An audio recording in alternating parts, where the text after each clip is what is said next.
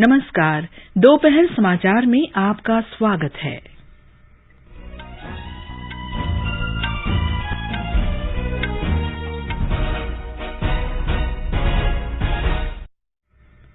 प्रधानमंत्री नरेंद्र मोदी ने कहा, स्वामित्व केवल कानूनी दस्तावेज उपलब्ध कराने की योजना नहीं, बल्कि देश के गांवों में विकास और विश्वास का एक नया मंत्र भी है।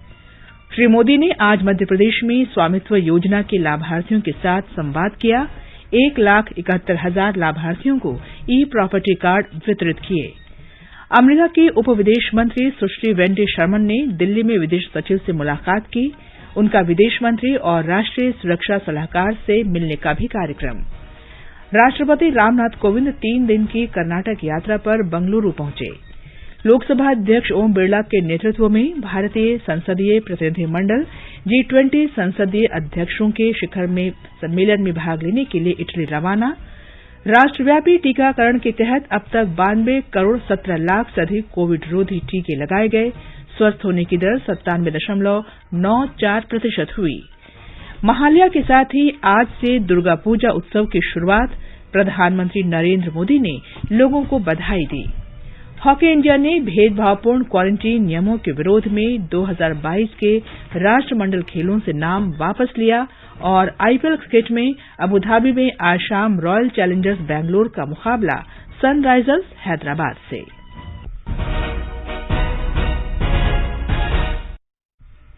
दोपहर समाचार में नईम अख्तर के साथ मैं कनकलता। देश भर में 18 वर्ष से अधिक आयु वर्ग के लिए सरकारी केंद्रों में निःशुल्क कोविड टीकाकरण अभियान जारी है। युवाओं से आग्रह है कि टीका जरूर लगवाएं और अन्य लोगों को भी इसके लिए प्रोत्साहित करें।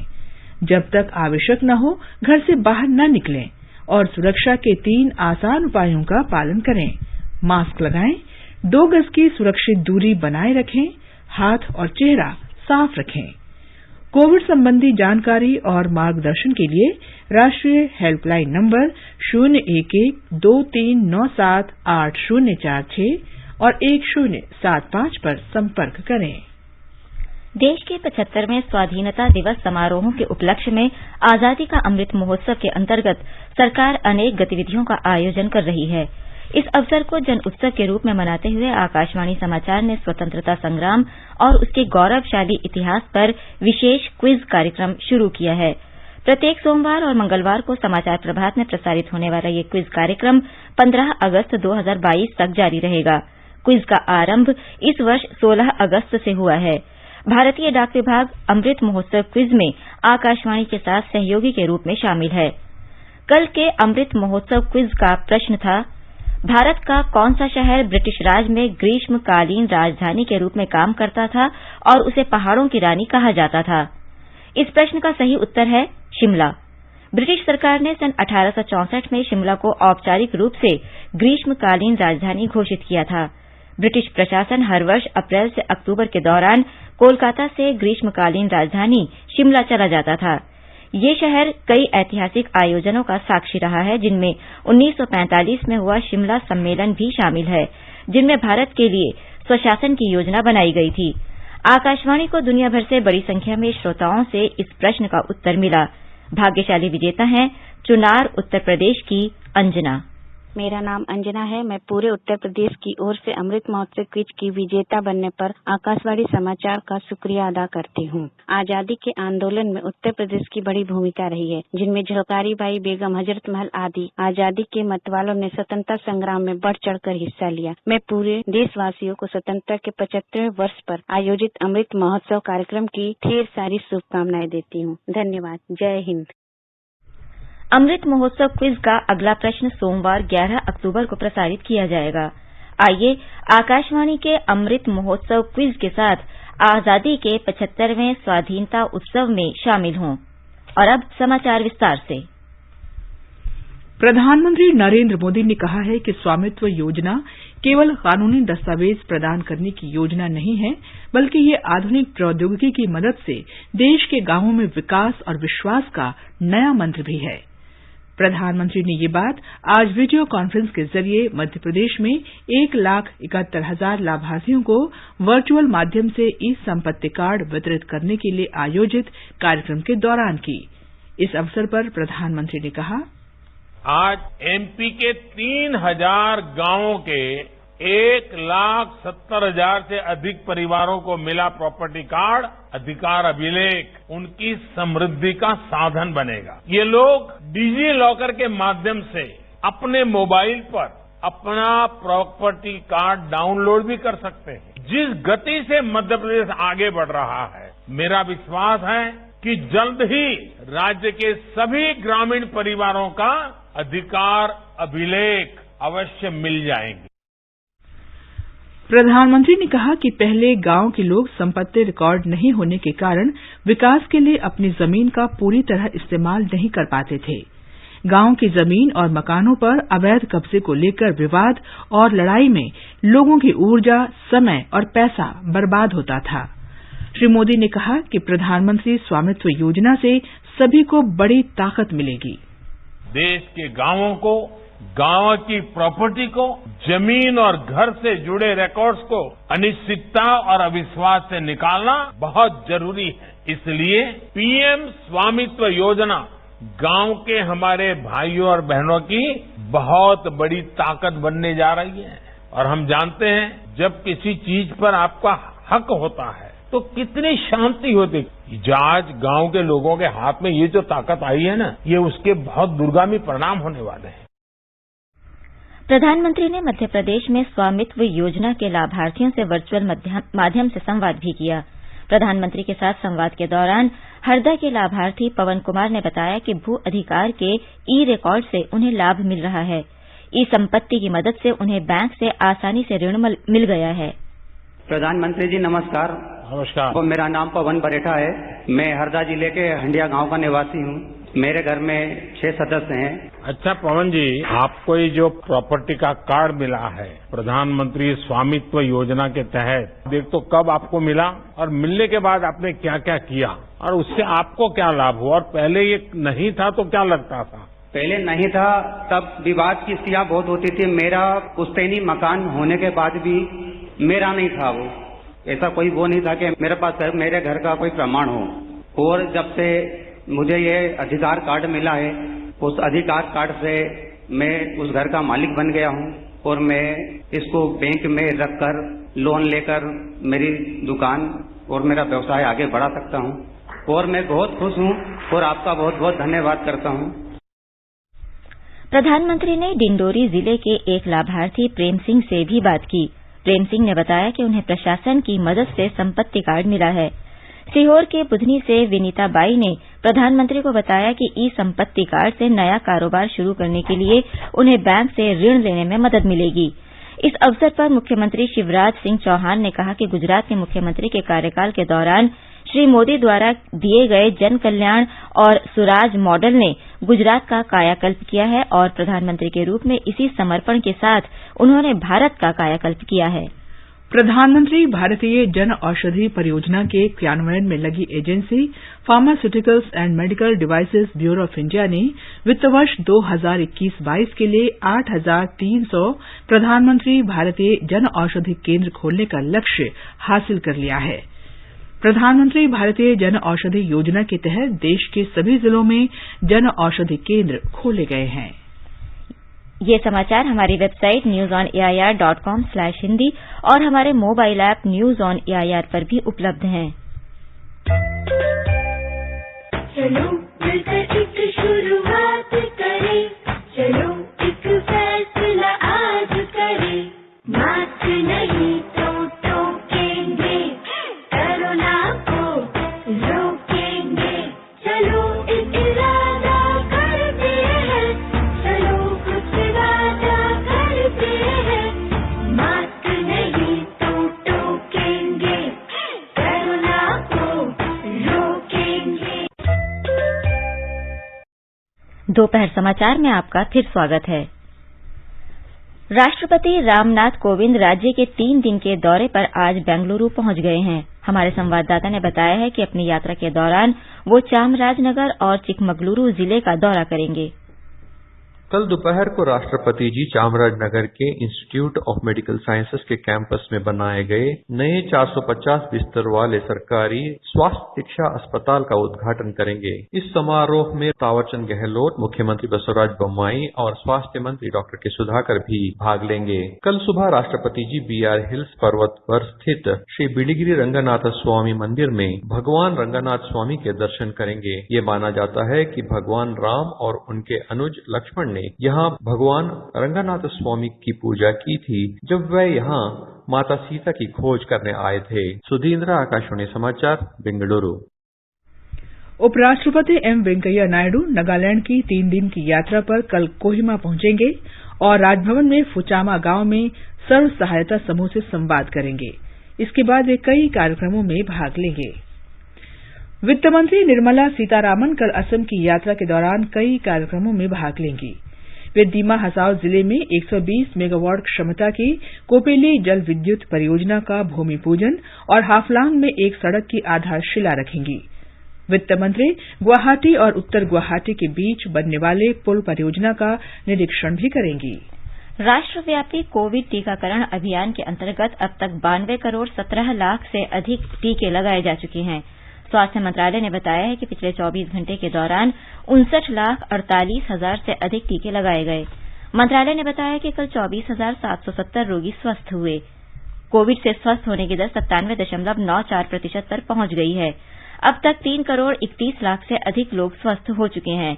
कल कोविड के 18,833 नए मामलों की पुष्टि हुई है। वर्तमान में 2,46,000 लोगों का इलाज चल रहा है। संक्रमण की दैनिक दर 1.34% रह गई है। अब तक 57 करोड़ 68 लाख लोगों के नमूनों की जांच की जा चुकी है। केंद्र सरकार ने बताया कि राज्यों और केंद्र शासित प्रदेशों को 92 करोड़ 57 लाख निःशुल्क कोविड टीके उपलब्ध कराए गए हैं। मंत्रालय ने कहा है कि 6 करोड़ 93 लाख टीके अब भी उनके पास हैं। नैनीताल उच्च न्यायालय के तीर्थयात्रियों की संख्या पर लगी सीमा हटाने के निर्णय के बाद उत्तराखंड सरकार ने चारधाम यात्रा के बारे में नई मानक संचालन प्रक्रिया जारी की है। नई व्यवस्था के अनुसार यात्रा शुरू करने से पहले स्थानीय लोगों को स्मार्ट सिटी पोर्टल पर पंजीकरण कराने की शर्त हटा दी गई है। केवल राज्य से बाहर के लोगों को पोर्टल पर पंजीकरण कराना होगा। श्रद्धालु कोविड वैक्सीन की दूसरी डोज लेने के बाद 15 दिन के बाद ही यात्रा शुरू कर सकेंगे। टीका न लगे लोगों को कोविड नेगेटिव रिपोर्ट प्रस्तुत करनी होगी। इस बीच देवस्थानम बोर्ड ने गंगोत्री, यमुनोत्री और बद्रीनाथ के गर्भगृहों में प्रवेश पर रोक लगा दी है। कोविड संबंधी राष्ट्रीय हेल्पलाइन नंबर हमारी वेबसाइट newsonair.gov.in पर उपलब्ध है। आगे बढ़ने से पहले मुख्य समाचारों पर एक नजर। प्रधानमंत्री नरेंद्र मोदी ने कहा, स्वामित्व केवल कानूनी दस्तावेज उपलब्ध कराने की योजना नहीं बल्कि देश के गांवों में विकास और विश्वास का एक नया मंत्र भी है। श्री मोदी ने आज मध्य प्रदेश में स्वामित्व योजना के लाभार्थियों के साथ संवाद किया। 1,71,000 लाभार्थियों को ई प्रॉपर्टी कार्ड वितरित किए। अमेरिका की उप विदेश मंत्री सुश्री वेंडी शर्मन ने दिल्ली में विदेश सचिव से मुलाकात की। उनका विदेश मंत्री और राष्ट्रीय सुरक्षा सलाहकार से मिलने का कार्यक्रम। राष्ट्रपति रामनाथ कोविंद 3 दिन की कर्नाटक यात्रा पर बेंगलुरु पहुंचे। लोकसभा अध्यक्ष ओम बिरला के नेतृत्व में भारतीय संसदीय प्रतिनिधिमंडल G20 संसदीय अध्यक्षों के शिखर सम्मेलन में भाग लेने के लिए इटली रवाना। राष्ट्रव्यापी टीकाकरण के तहत अब तक 92 करोड़ 17 लाख से अधिक कोविड टीके लगाए गए। स्वस्थ होने की दर 97.94% हुई। महालया के साथ ही आज से दुर्गा पूजा उत्सव की शुरुआत। प्रधानमंत्री नरेंद्र मोदी ने लोगों को बधाई दी। हॉकी इंडिया ने भेदभावपूर्ण क्वारंटीन नियमों के विरोध में 2022 के राष्ट्रमंडल खेलों से नाम वापस लिया। और आईपीएल क्रिकेट में अबू धाबी में आज शाम रॉयल चैलेंजर्स बैंगलोर का मुकाबला सनराइजर्स हैदराबाद से।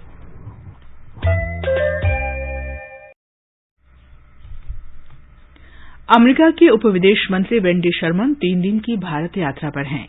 वे विदेश सचिव हर्षवर्धन श्रृंगला से भारत अमेरिका द्विपक्षीय एजेंडा और प्रधानमंत्री नरेंद्र मोदी की हाल की अमेरिका यात्रा के परिणामों की समीक्षा पर बातचीत कर रही हैं। बैठक के दौरान दक्षिण एशिया संबंधित क्षेत्रीय, हिंद प्रशांत क्षेत्र और वैश्विक मुद्दों पर विचारों का आदान प्रदान होगा। उप विदेश मंत्री सुश्री शर्मन विदेश मंत्री डॉक्टर एस जयशंकर और राष्ट्रीय सुरक्षा सलाहकार अजित डोभाल से भी मुलाकात करेंगी। लोकसभा अध्यक्ष ओम बिरला के नेतृत्व में एक संसदीय प्रतिनिधिमंडल G20 देशों के संसद अध्यक्षों के सम्मेलन में भाग लेने के लिए आज इटली के लिए रवाना हुआ। 3 दिन का सम्मेलन 7 अक्टूबर से 9 अक्टूबर तक आयोजित किया जाएगा। प्रतिनिधिमंडल में राज्यसभा के उपसभापति हरिवंश, लोकसभा के महासचिव उत्पल कुमार सिंह और राज्यसभा के महासचिव डॉक्टर PPK रामाचार्यलू शामिल हैं। सम्मेलन के बाद एक संयुक्त वक्तव्य जारी किया जाएगा। आज महालया है। ये पितृपक्ष की समाप्ति और दुर्गा पूजा उत्सव के प्रारंभ का प्रतीक है।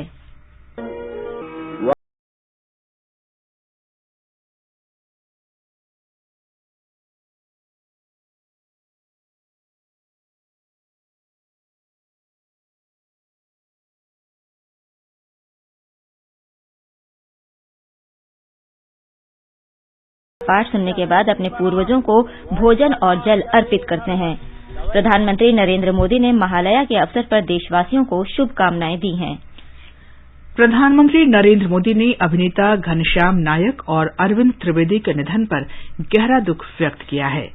एक ट्वीट में श्री मोदी ने कहा कि घनश्याम नायक को तारक मेहता का उल्टा चश्मा सहित कई भूमिकाओं के लिए याद किया जाएगा।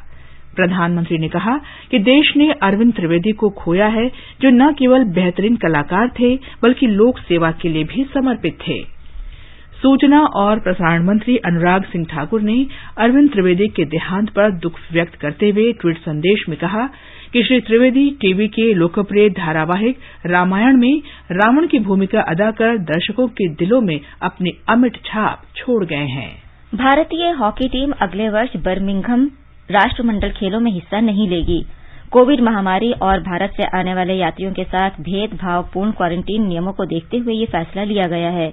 भुवनेश्वर में होने वाले पुरुष जूनियर हॉकी विश्व कप टूर्नामेंट में इंग्लैंड द्वारा अपनी टीम न भेजने के फैसले के एक दिन बाद ये निर्णय आया है। आईपीएल क्रिकेट में आज शाम 7:30 बजे अबुधाबी में रॉयल चैलेंजर्स बैंगलोर का मुकाबला सनराइजर्स हैदराबाद से होगा। कल रात शारजाह में मुंबई इंडियंस ने राजस्थान रॉयल्स को 8 विकेट से हराया। ये समाचार आकाशवाणी से प्रसारित किए जा रहे हैं। ताजा समाचार जानने के लिए आप हमारे Twitter handle @AIR News Hindi को फॉलो कर सकते हैं। समाचार सेवा प्रभाग के स्पॉटलाइट कार्यक्रम में विशेष श्रृंखला सेवा और समर्पण 20 साल सुशासन के प्रसारित की जा रही है। आज का विषय है सहकारी और प्रतिस्पर्धी संघवाद।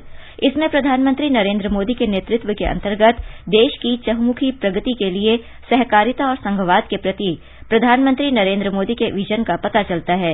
ये विशेष कार्यक्रम आज रात 9:15 पर FM गोल्ड और अतिरिक्त मीटरों पर सुना जा सकता है। कोरोना वायरस के बारे में जागरूकता पैदा करने के लिए रात 9:30 बजे से 10 बजे तक जागरूकता श्रृंखला में वरिष्ठ चिकित्सक श्रोताओं के प्रश्नों के उत्तर देंगे। सुनते रहिए आकाशवाणी समाचार ताजा जानकारी के लिए। आजादी के अमृत महोत्सव के अंतर्गत आकाशवाणी समाचार स्वतंत्रता आंदोलन से जुड़े ऐतिहासिक स्थलों पर आधारित 75 कड़ियों का कार्यक्रम निशान प्रसारित कर रहा है। परिक्रमा कार्यक्रम में आज शाम 4:45 पर इसे प्रसारित किया जाएगा।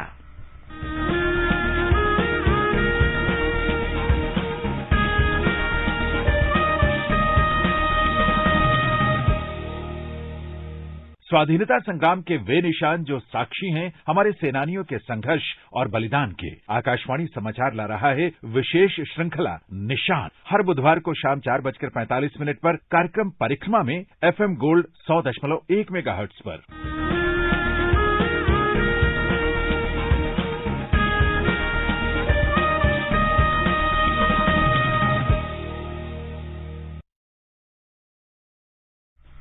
आजादी का अमृत महोत्सव के अंतर्गत आइए अब सुनते हैं आकाशवाणी की विशेष प्रस्तुति आजादी का सफर। आजादी का अमृत महोत्सव।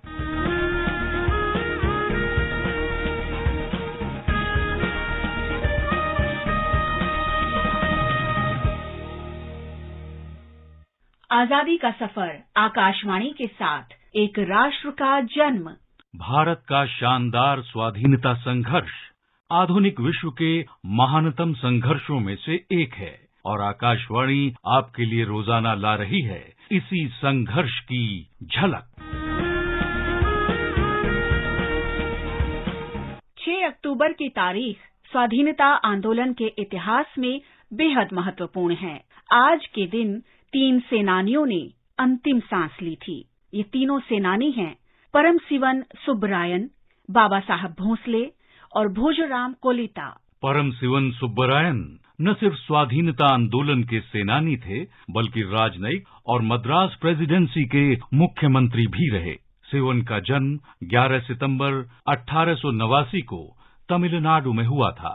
प्रेसिडेंसी कॉलेज मद्रास से स्नातक की पढ़ाई पूरी करने के बाद उन्होंने ऑक्सफोर्ड यूनिवर्सिटी से स्नातकोत्तर की उपाधि प्राप्त की।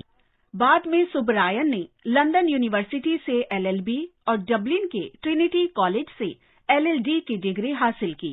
सुब्बरायन ने मद्रास उच्च न्यायालय में वकालत भी की। उन्होंने जस्टिस पार्टी के सदस्य के रूप में अपना राजनैतिक जीवन शुरू किया। बाद में उन्होंने वो पार्टी छोड़ दी और स्वराज्य पार्टी के समर्थन से निर्दलीय उम्मीदवार के तौर पर विजयी हुए। 1922 में सुब्बरायन मद्रास विधान परिषद के लिए मनोनीत किए गए। वे 1926 से 1930 तक मद्रास प्रेसिडेंसी के मुख्यमंत्री रहे। सन 1933 में वो इंडियन नेशनल कांग्रेस में शामिल हो गए।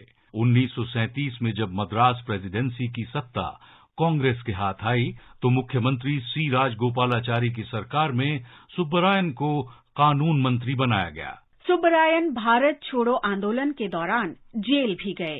संविधान सभा के लिए वे मद्रास विधानसभा से चुने गए, जहां उन्होंने वयस्क मताधिकार, लोक सेवा, विधि के शासन और राजभाषा से जुड़ी बहसों में हिस्सेदारी की। 1949 से 1951 तक सुब्बरायन इंडोनेशिया में स्वतंत्र भारत के पहले राजदूत रहे। वो 1954 से 1957 तक राज्यसभा के सदस्य भी रहे। सुब्बरायन 1957 में तिरुचनगोड़ से लोकसभा के लिए निर्वाचित हुए। फिर 1962 में लोकसभा के लिए पुनः निर्वाचित हुए, लेकिन उन्हें महाराष्ट्र का राज्यपाल बना दिया गया। 6 अक्टूबर 1962 को सुब्बरायन का निधन हो गया। 1989 में उनकी जन्मशती के दौरान भारतीय डाक विभाग ने उनके सम्मान में डाक टिकट जारी किया। आज स्वाधीनता सेनानी बाबा साहब भोसले की पुण्यतिथि है। उन्होंने 1939 में पढ़ाई करते समय ही तब के प्रसिद्ध सत्याग्रह आंदोलन में भाग लिया था। वो 1941 से 1942 तक करीब 1.5 साल जेल में रहे। उनका जन्म 15 जनवरी 1921 को पश्चिमी महाराष्ट्र के सातारा में हुआ था। वे कानून में स्नातक थे। उन्होंने 1951 में कानून की शिक्षा पूरी करने के बाद 10 वर्ष तक सातारा में वकालत की। 1980 में भोसले महाराष्ट्र विधानसभा के लिए निर्वाचित हुए और बाद में उन्होंने कई महत्वपूर्ण मंत्रालयों का जिम्मा संभाला। वो 1982 से 1983 तक महाराष्ट्र के मुख्यमंत्री भी रहे। तब उनके मंत्रिमंडल में पूर्व राष्ट्रपति प्रतिभा पाटिल भी शामिल थीं। उन्होंने बालिकाओं के लिए 10वीं तक मुफ्त शिक्षा देने की शुरुआत की। उनकी ही कोशिशों से बम्बई उच्च न्यायालय की औरंगाबाद पीठ शुरू हुई। उन्होंने ही विदर्भ में गढ़चिरौली को नया जिला बनाया। भोसले स्वाधीनता सेनानियों के लिए कल्याण कार्य शुरू करने में भी आगे रहे। इतना ही नहीं, उन्होंने सेनानियों के लिए पेंशन योजना शुरू की।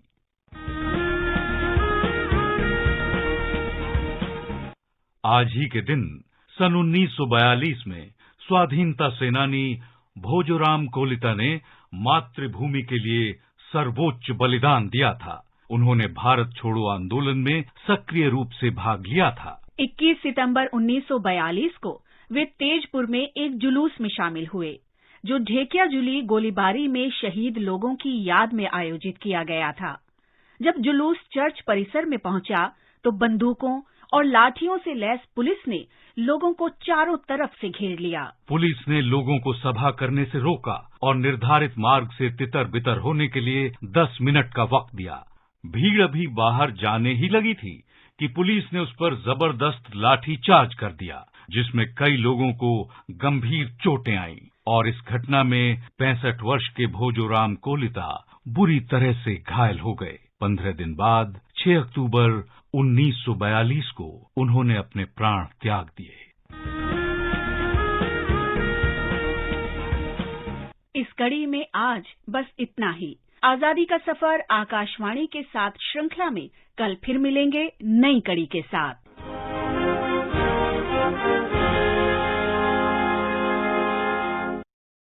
आकाशवाणी समाचार सुनते रहें और आजादी के अमृत महोत्सव में हमारे साथ शामिल रहें। आजादी के 75 वर्षों का पर्व अमृत महोत्सव के पावन अवसर पर आकाशवाणी समाचार लेकर आया है अमृत महोत्सव क्विज। आप भी इस क्विज का हिस्सा बन सकते हैं। हमारे समाचार बुलेटिनों में पूछे गए स्वतंत्रता आंदोलन से जुड़े प्रश्नों का जवाब देकर। आपसे ये सवाल प्रत्येक सोमवार और मंगलवार को सुबह 8 बजे प्रसारित होने वाले बुलेटिन समाचार प्रभात में पूछे जाएंगे। श्रोता email Amrit Mahotsav quiz @prasarbharati.gov.in पर अपने जवाब भेज सकते हैं। आप अपने जवाब व्हाट्सएप नंबर 8826546262 पर भी भेज सकते हैं। विजेता का चुनाव सही जवाबों में से लकी ड्रॉ के माध्यम से होगा और इसकी घोषणा अगले दिन इसी बुलेटिन में की जाएगी। विजेता को प्रमाण पत्र के साथ एक उपहार भी दिया जाएगा। साथ ही विजेता का नाम हमारे ट्विटर हैंडल पर भी फ्लैश होगा। तो आइए मनाएं आजादी के 75 वर्षों का पर्व अमृत महोत्सव आकाशवाणी समाचार के साथ।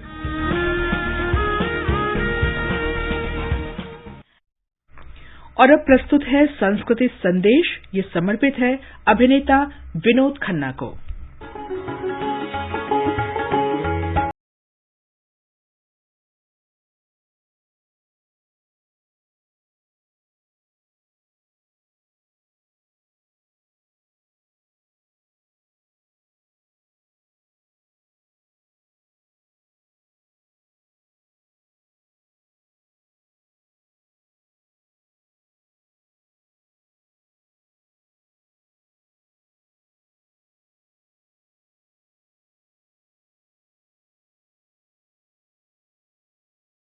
पेशावर में हुआ था। 1947 में देश के बंटवारे के बाद इनका परिवार मुंबई आ गया। विनोद खन्ना ने अपने फिल्मी करियर की शुरुआत सुनील दत्त की फिल्म मन का मेघ से की। इस फिल्म में इन्हें विलेन का किरदार दिया गया था। 1968 से 1971 के बीच रिलीज हुई पूरब और पश्चिम, सच्चा झूठा, आन मिलो सजना, मस्ताना और मेरा गांव मेरा देश फिल्मों में निभाए इनके किरदार।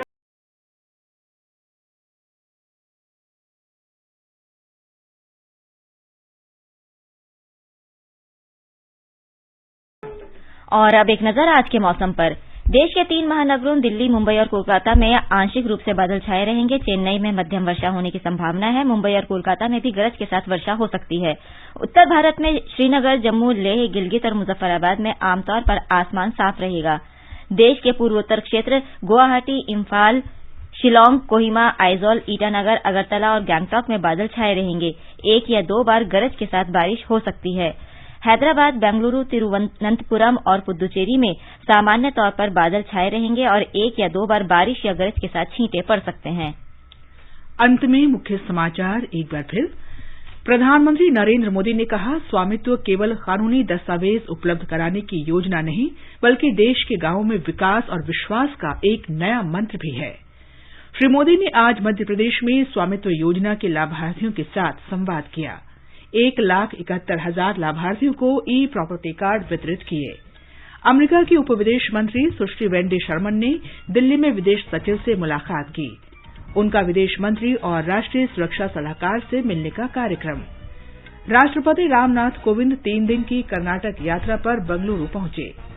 लोकसभा अध्यक्ष ओम बिरला के नेतृत्व में भारतीय संसदीय प्रतिनिधिमंडल G20 संसदीय अध्यक्षों के शिखर सम्मेलन में भाग लेने के लिए इटली रवाना। राष्ट्रव्यापी टीकाकरण के तहत अब तक 92 करोड़ 17 लाख से अधिक कोविड टीके लगाए गए। स्वस्थ होने की दर 97.94% हुई। महालया के साथ ही आज से दुर्गा पूजा उत्सव की शुरुआत। प्रधानमंत्री नरेंद्र मोदी ने लोगों को बधाई दी। और आईपीएल क्रिकेट में अबू धाबी में आज शाम रॉयल चैलेंजर्स बैंगलोर का मुकाबला सनराइजर्स हैदराबाद से। इसके साथ ही दोपहर समाचार का ये अंक समाप्त हुआ। नमस्कार।